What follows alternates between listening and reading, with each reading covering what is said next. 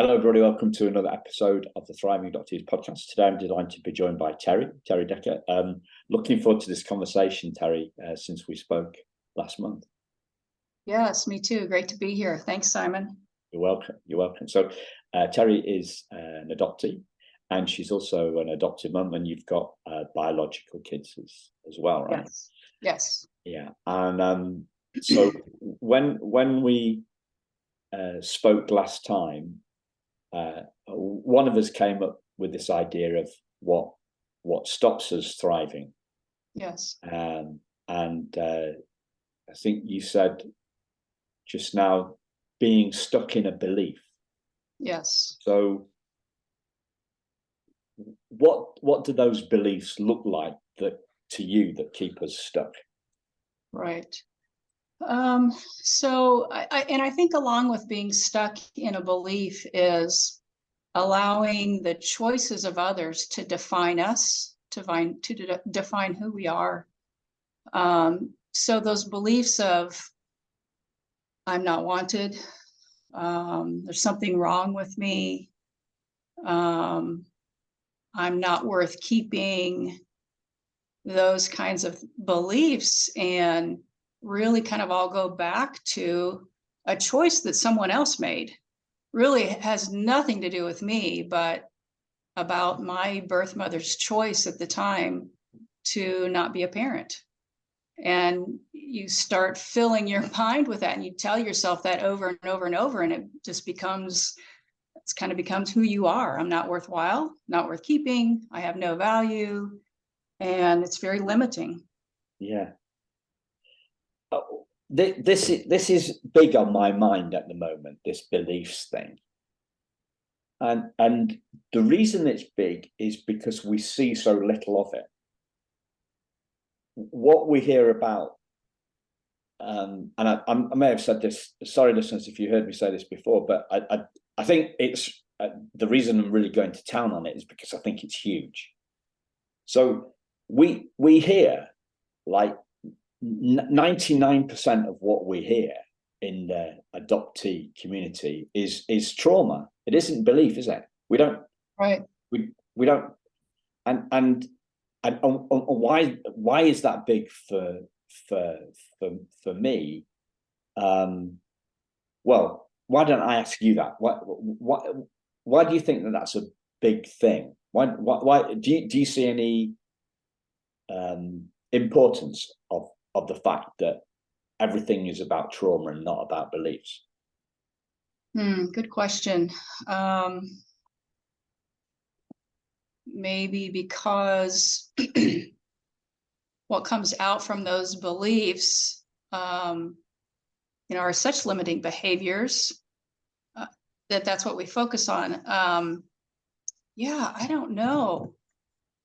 Yeah, I don't really have an answer for that, Simon. No, I ponder a lot on this stuff, and yeah, so I'm in it all the time. You've got your hands full with your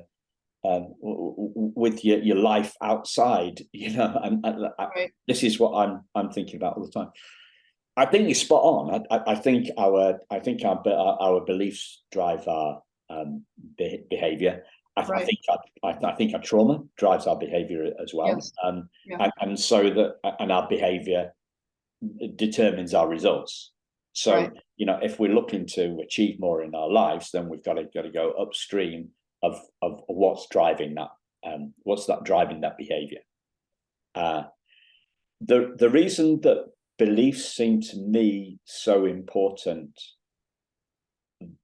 or the fact that we don't talk about beliefs, is because to me beliefs seem to be more malleable than trauma. So what I mean by that, it's easier to change a belief than it is to change trauma. And Terri's frozen on me. Just hold a minute, listen.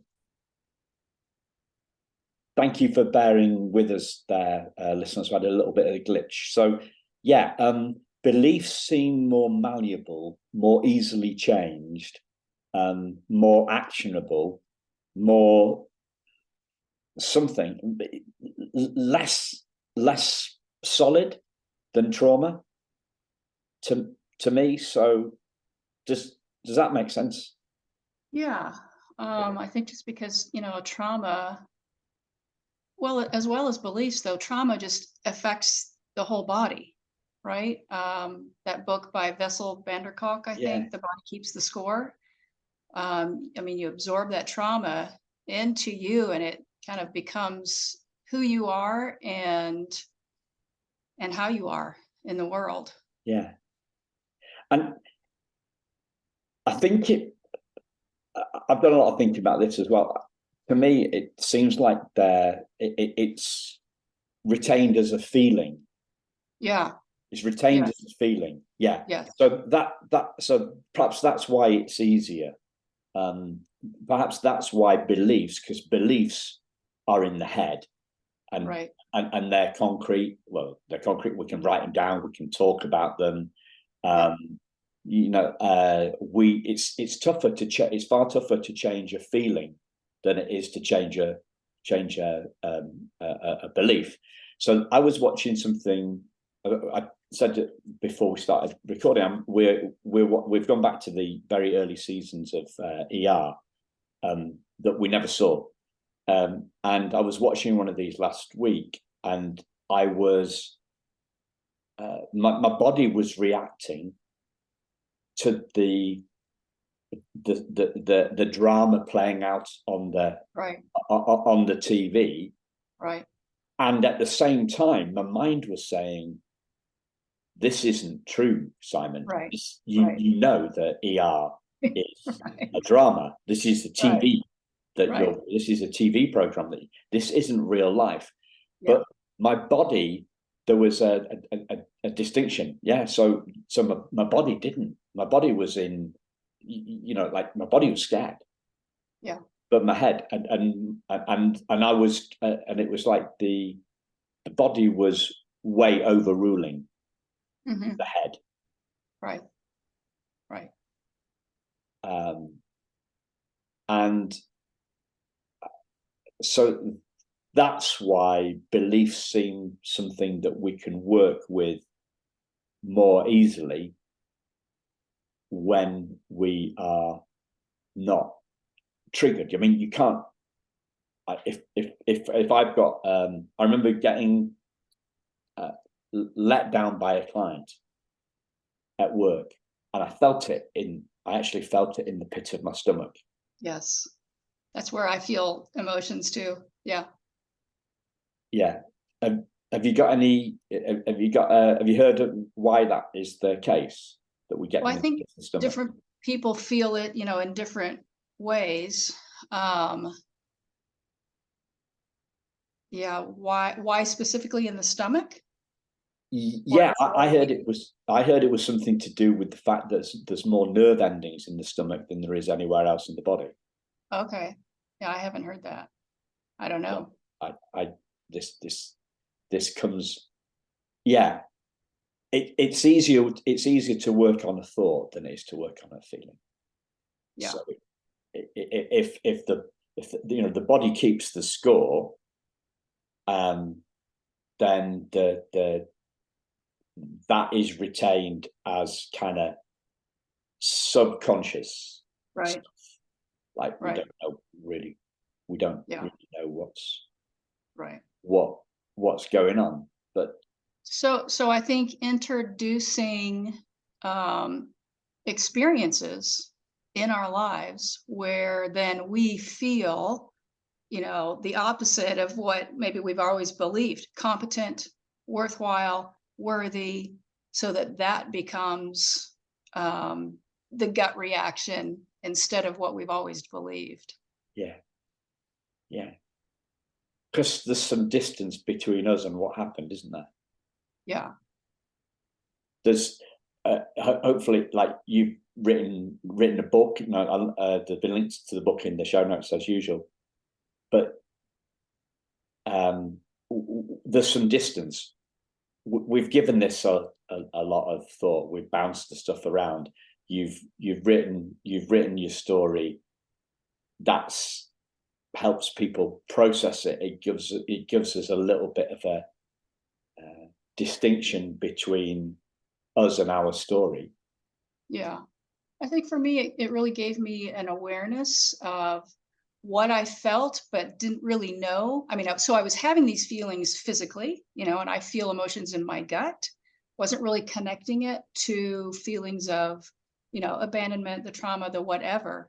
And when I started to allow myself to bring those two together, make the connection, this is why I'm feeling this way. And yes, I do feel angry. Yes, I do feel lost.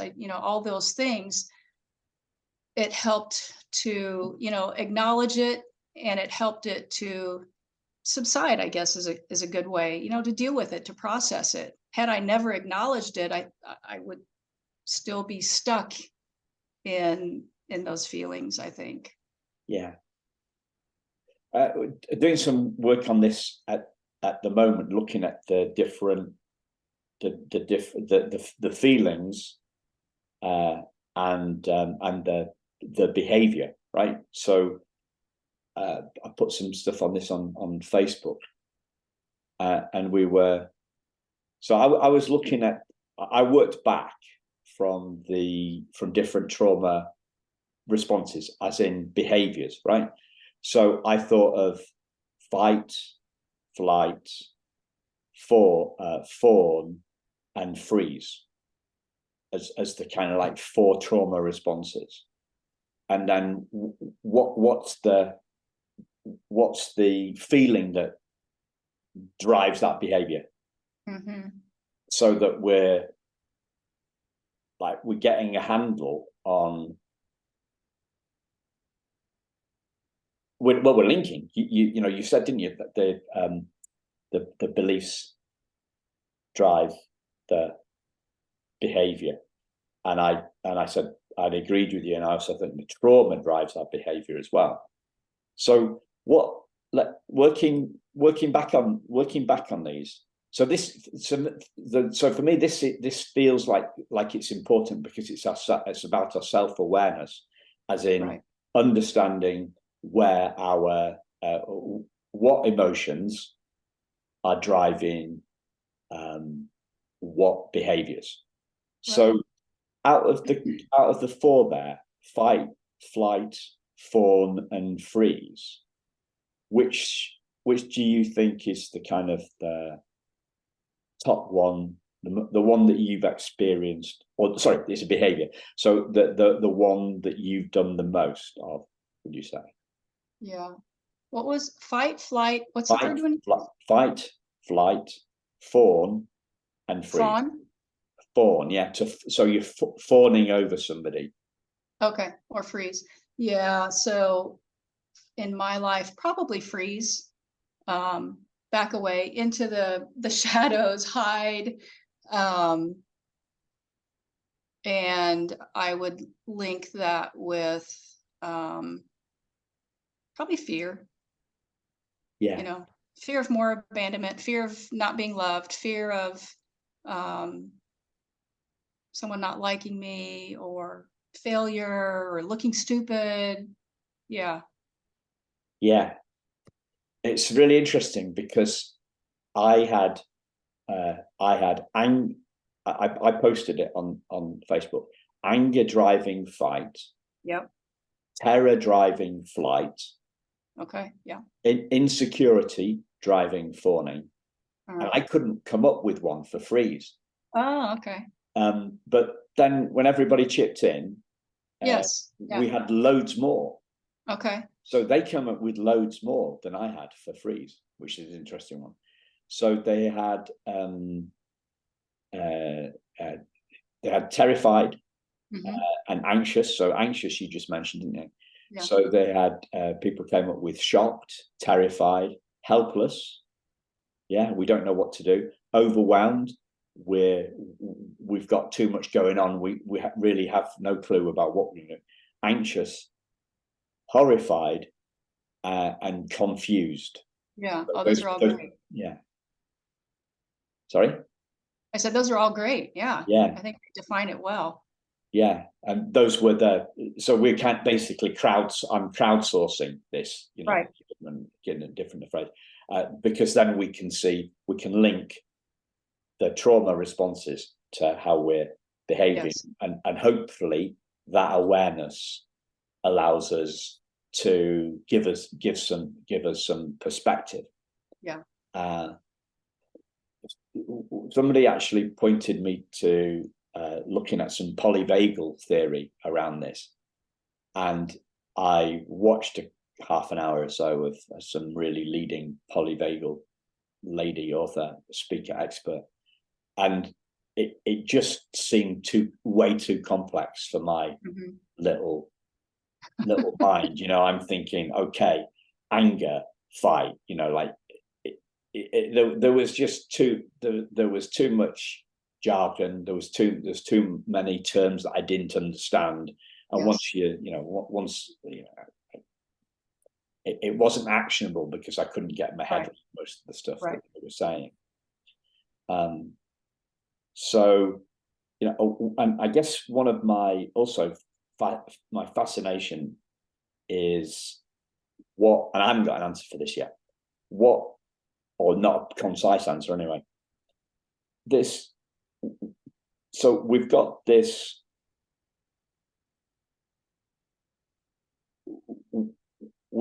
painful experience of losing our birth moms, right? Yes. And we've got the pain of relinquishment, which seems a very feeling thing, because the young baby has no words, no language, has no and how old were you when you were 2? Yeah, okay. Yep. So a bit so maybe 2 you've got a little bit more going on, but I was 5 weeks old, so there's that sense of loss, and the fascinating thing for me is that somehow a sense of loss has become a belief. So what is very visceral has become something that involves a lot of, I think the word is, the posh word is cognition. It requires some thought. Yeah. It requires some thought. And so we've built up a picture over time. And I think that's kind of what you were relating to. So as you were describing it, the metaphor that came to my mind was a snowball. Right. So, like we're recording this in the summer, listeners, but if you're listening to it later, but you think about, you go out in the winter, there's it's snow all over the ground. You scoop that up into your hands, and you've got something about the size of an egg, and then you start rolling it along the floor, along the ground, and it picks up snow, and it gets bigger and bigger and bigger. Yeah. And that seems to me to be an interesting way of looking at beliefs. They snowball, they get bigger, we get more kind of set in our ways. People use this word mindset. It's like concrete with metal in. Yeah. Well, you've had this event happen. Me too. Okay, so you 5 weeks, and a 2-year-old, 3, 4, even when you became 2, 3, 4, 5 conscious of it, you don't have any way to make sense of it. And so you have to, in your mind, conjure up what must be about me to cause this event to happen. And then it does just kind of snowball, and no one's there reading your mind, your thoughts, to know this is what's happening. And so there's nothing countering all of those negative things that you've told yourself that caused this event. Yeah. So would you describe yourself as a fairly creative person?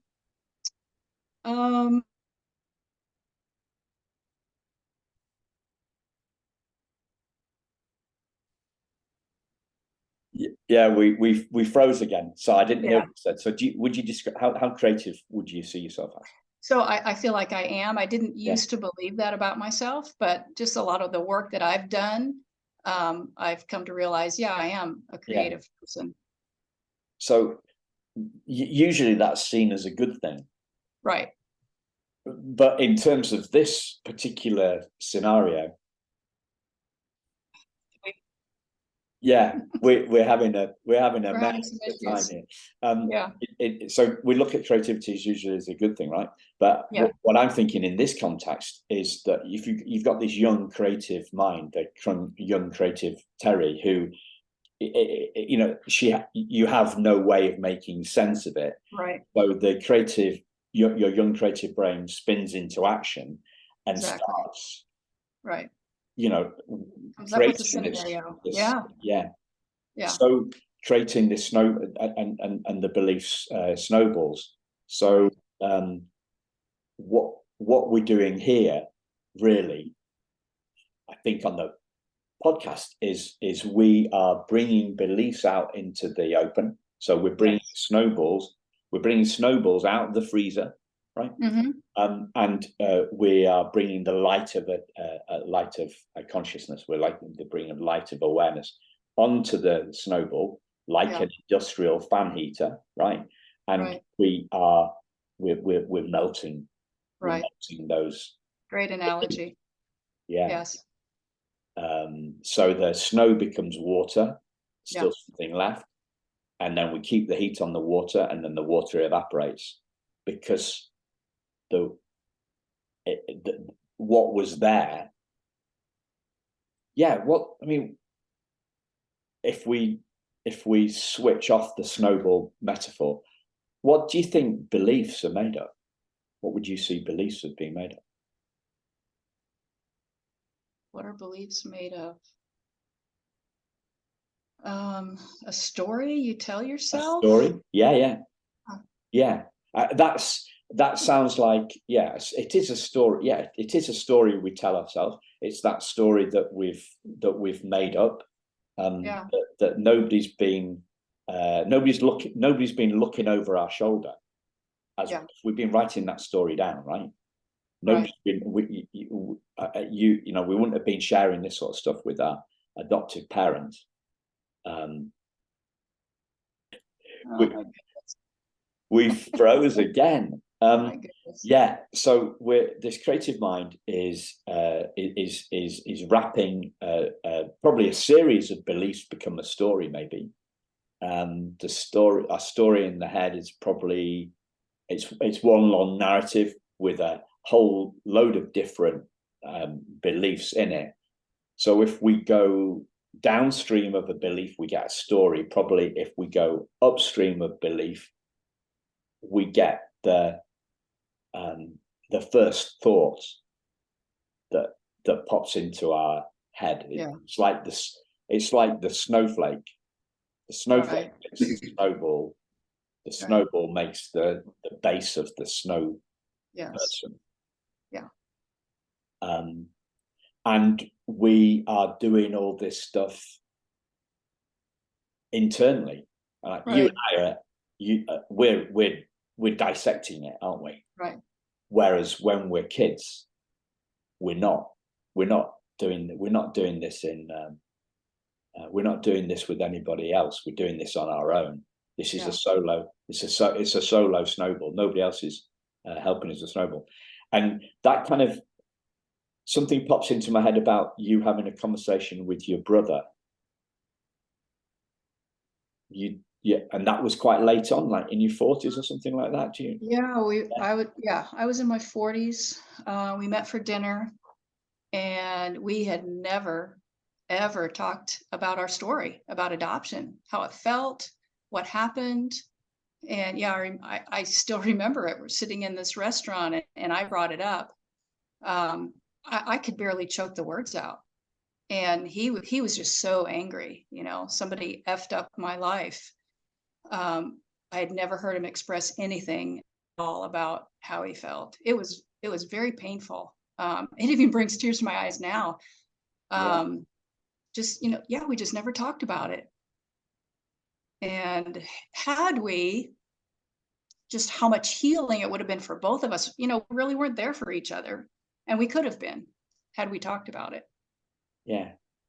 So how do you see healing and this beliefs? How do you see healing and beliefs going together? I think feeling feeling the feelings, I Yeah. think, leads to healing. You can't heal what you don't know and what you don't feel.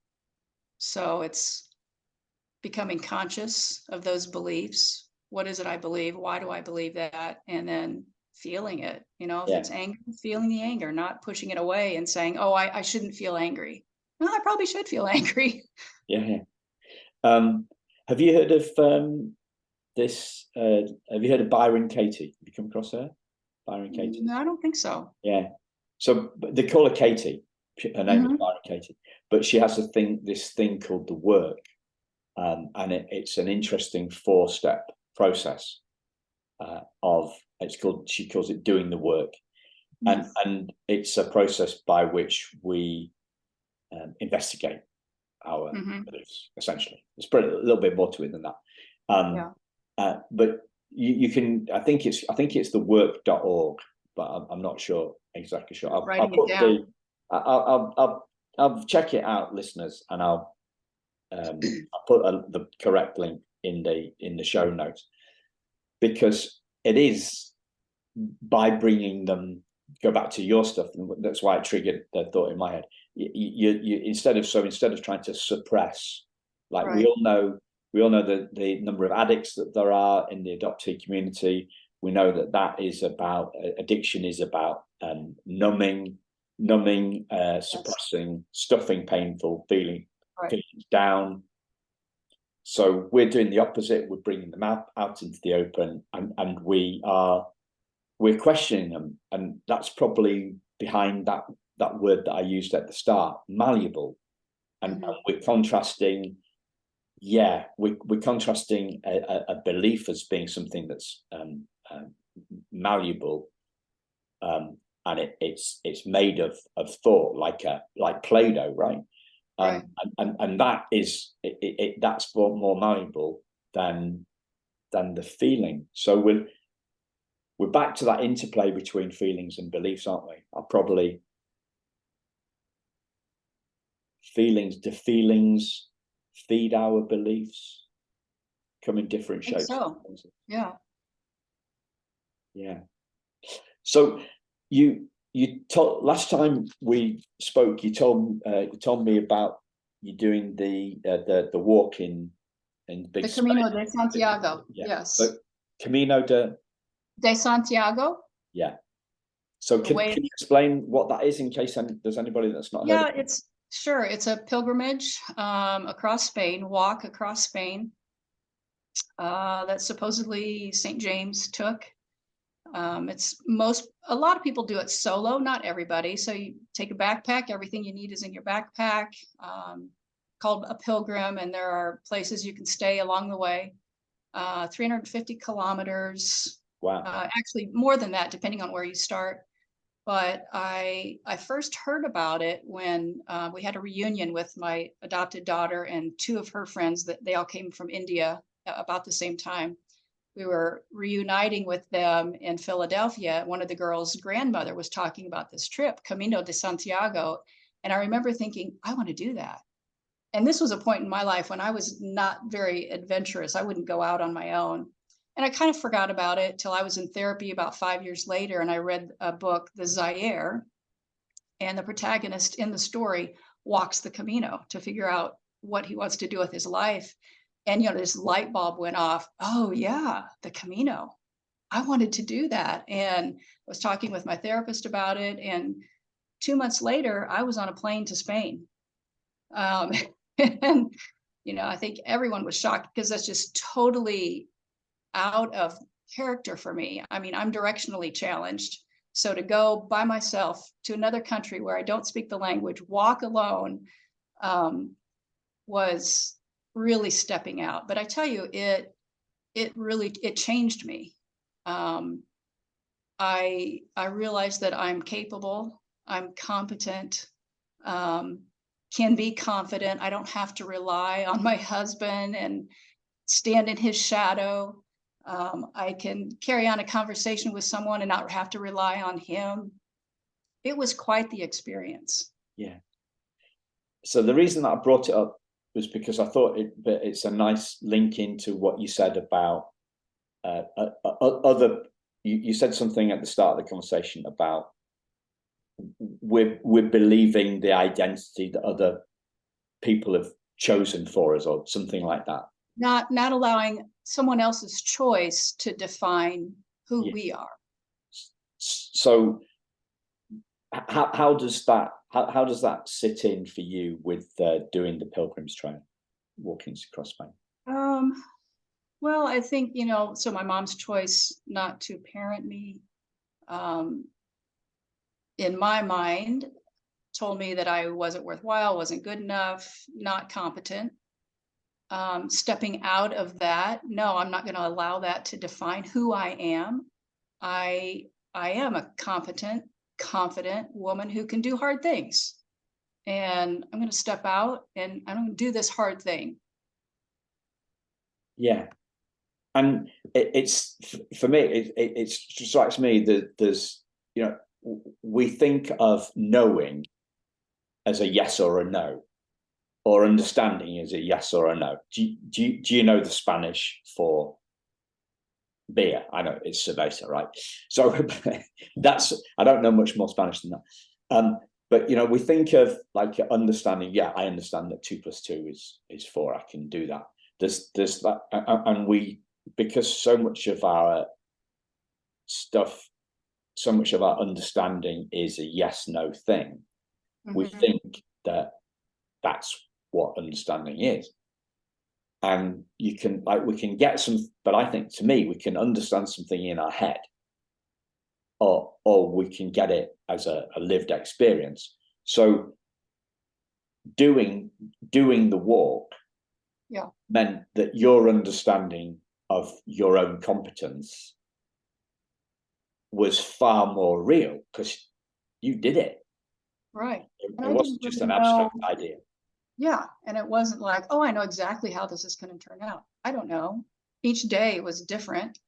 I don't know how I'm going to do it, how I'm going to finish. I just know that I'll face the minute, the hour, the day as it comes, and we'll figure it out. Yeah. So we went to see the new Indiana Jones film last week. I haven't seen it yet. You've not seen it, but you've seen the one where the stepping stones appear. When I think it's the first one, Raiders of the Lost Ark, and that leap of faith. Sorry, the leap of faith. The leap of faith. Yes. Yeah, something like that. So it's a chasm, but they're walking. That you can't. It's a chasm. See it. Right. Yeah. But each stepping stone appears. It only appears when you've got your foot on the previous one. Right. And then, so that's the uncertainty. That's the leap of faith. Yes. And the story goes on. That is that our life doesn't make any sense going forward. It only makes sense looking backward. You can see how this led to this, led to this, led to this. Yeah. And two, there's so much, it's so much more rewarding. I think about that, that walk when he walked across that chasm, how much more rewarding stepping out on faith, not knowing, and being held rather than seeing it and knowing. I don't know if that makes sense, but.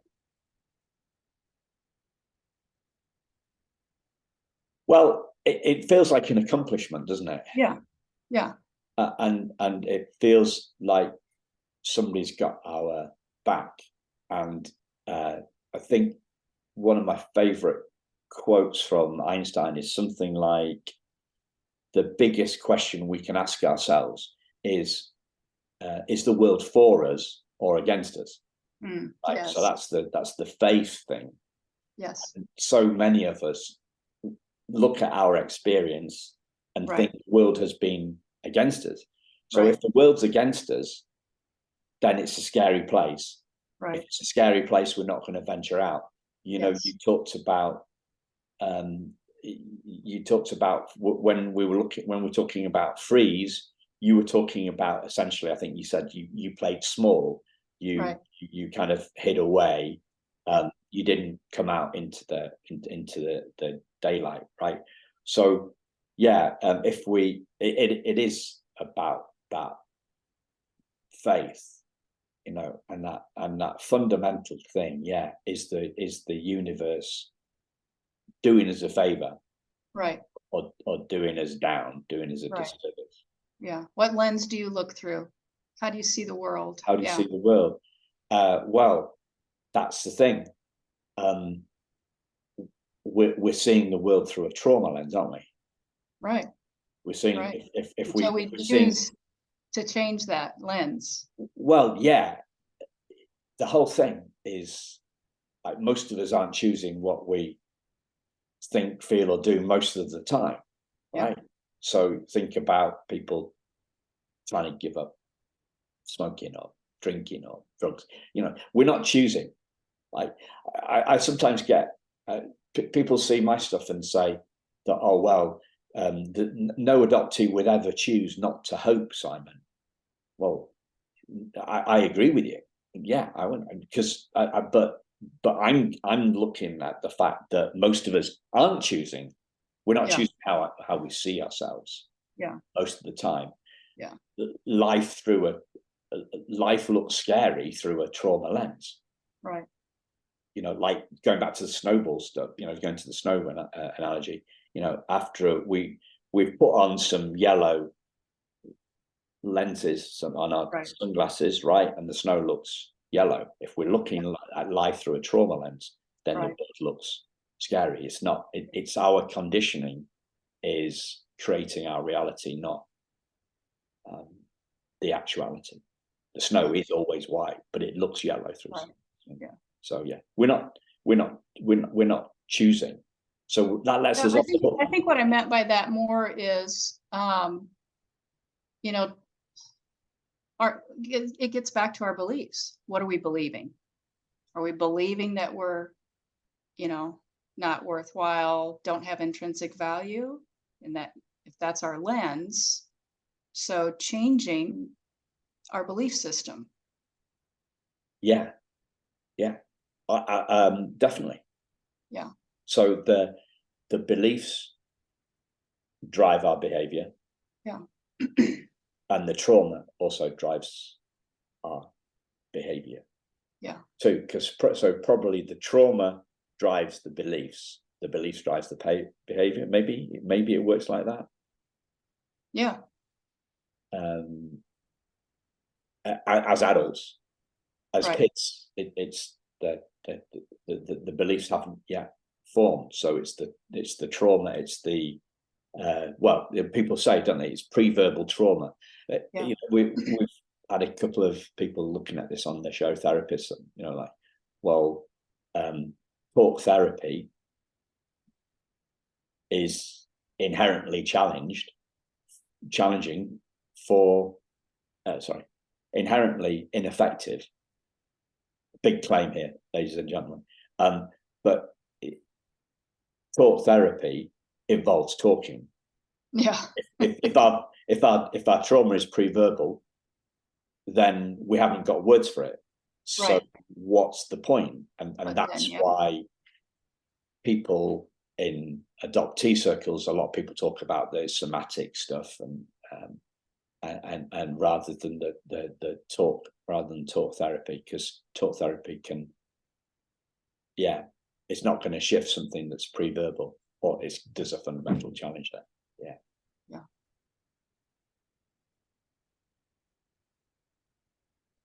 So how did that change?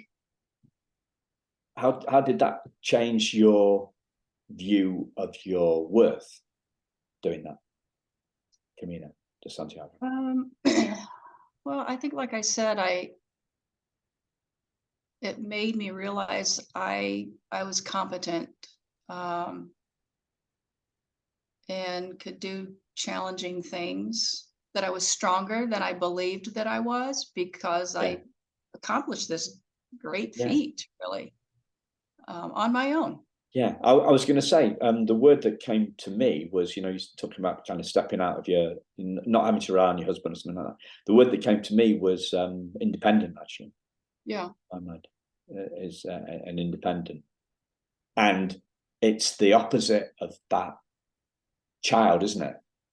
Right. I'm thinking of me wanting something from my mum, like sweets or something. What I used to do, if I wanted to do something, I'd go and ask my dad, and then if he said no, I'd go ask my mum, and if she said no, I would do it.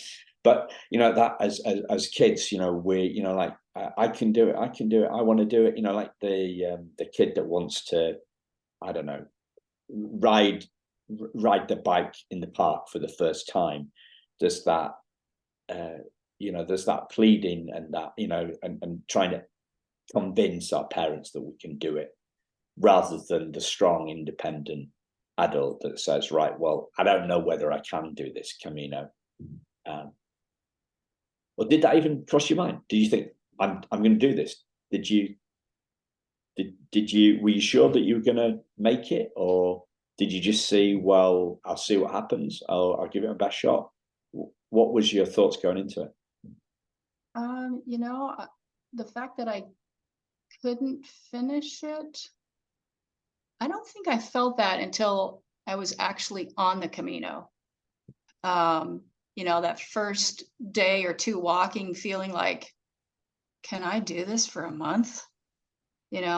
Same thing, 8 a.m. to 3 p.m. pretty much every day for a month, strenuous walking.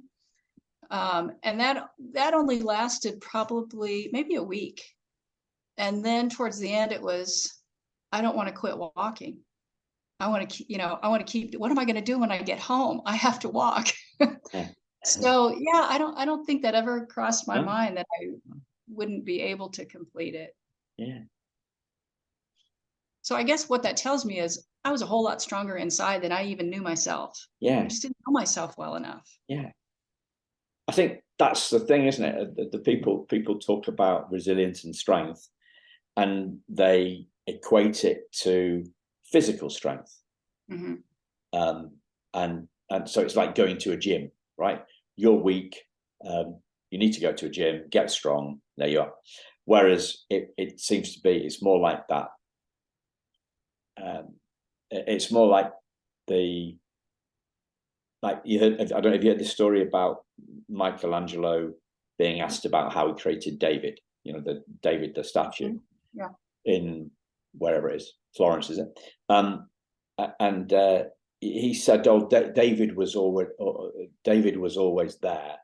Yeah. I just had to chip off what wasn't David, uncover him. Yeah, to uncover him." Yeah. So it's to explain that, to link that to it's the belief systems that cover up the strength that Terri already always had. She had, I think. And that's not to say that I wasn't a little anxious, or fearful, because that was there for sure. But I didn't let it paralyze me and keep me from going. Yeah. Yeah. Wow. Because isn't there some quote about if it doesn't? I can't remember the quote. What have I not asked you, Terri? What else? What else would you like to share? I don't know that I can. I mean, we've covered quite a bit. Yeah, we covered quite a bit. Yeah. I feel I've given quite a lot. Have I given you enough space on this? Oh yeah, absolutely. I think so. Yes. Yeah. Yes. Cool. Yeah. Because I did do an interview a couple of weeks ago that I thought I'd given too much of. I haven't given the guest enough space, so we redid it. Yeah. No, I feel like you did. Yeah. So,